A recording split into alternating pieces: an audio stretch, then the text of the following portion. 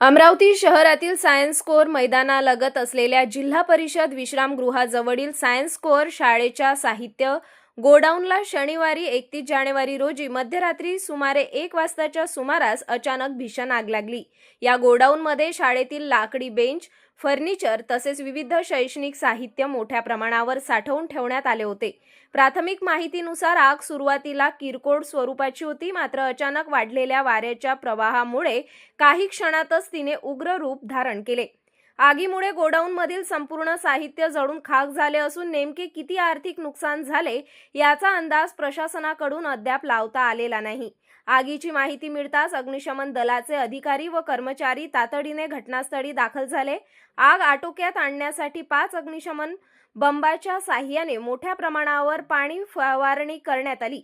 आग नियंत्रणात आणताना कर्मचाऱ्यांना मोठी कसरत करावी लागली। दरम्यान फैजरपुरा व खोलापुरी गेट पोलीस ठाण्याचे अधिकारी व कर्मचारी ही या घटनास्थळी पोहोचले। खोलापुरी गेट पोलीस ठाण्याचे पोलीस निरीक्षक यांच्या नेतृत्वाखाली मोठा पोलीस बंदोबस्त ठेवण्यात आला होता। घटनेमुळे परिसरात नागरिकांची मोठी गर्दी झाली होती। स्थानिक रहिवाशांनी वेळेवर अग्निशमन दलाला माहिती दिल्यामुळे मोठा अनर्थ टळला। आगीचे नेमके कारण शोधण्याचे काम पोलीस व संबंधित यंत्रणांकडून सुरू आहे।